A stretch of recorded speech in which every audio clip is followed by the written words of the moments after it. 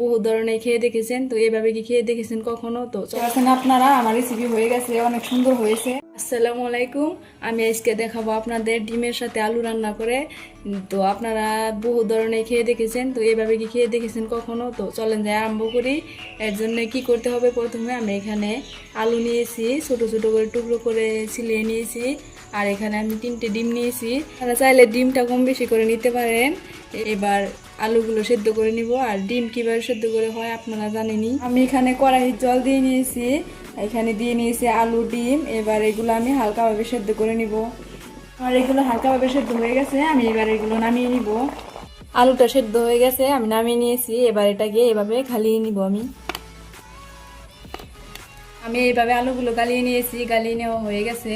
এবার আমি এখানে দিয়ে নিচ্ছি একটু লবণ, তারপর দিয়ে নিচ্ছি হলুদ গুঁড়ো, লঙ্কা গুঁড়ো, ধনিয়া গুঁড়ো, দিয়ে নিচ্ছি এখানে অল্প পরিমাণ তেল। এর ভিতরে দিয়ে নিচ্ছি জল। এবার এটাকে আমি ভালোভাবে মেখে নিতে হবে। আমি মেখে নিচ্ছি। দেখেন আমার মেখে নেওয়া হয়ে গেছে। এবার কি করতে হবে আমি আপনার দেখাবো। আমি এখানে কড়াই তেল দিয়ে নিয়েছি সামান্য পরিমাণ। এবার আমি ডিম 3টে হালকাভাবে ভেজে নিব। হালকাভাবে ভেজে নেওয়া হয়ে গেছে ডিমগুলো, আমি এবার নামিয়ে নেব। ওই তেলটার ভিতরে জিরা দিয়ে নিচ্ছি, তারপর দিয়ে নিচ্ছি পেঁয়াজ কুচি।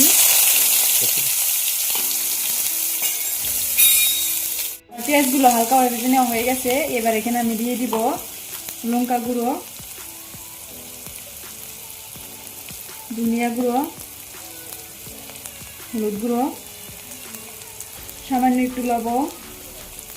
এবার এটাকে ভালোভাবে মিক্স করে নিতে হবে।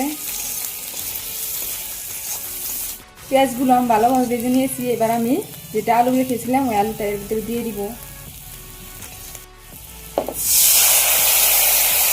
আমি এখানে জল দিয়ে নিচ্ছি একটু, তারপর দিয়ে নিচ্ছি এখানে আদা বাটা। দেখতে পাচ্ছেন আপনারা জলটা শুকিয়ে গেছে। এবার আমি এখানে ডিমগুলো দিয়ে দিব।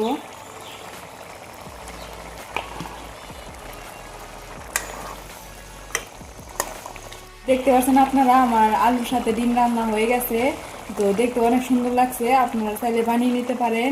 তো ভিডিওটা কেমন হয়েছে, যদি ভালো লেগে থাকে লাইক কমেন্ট শেয়ার করে দিবেন।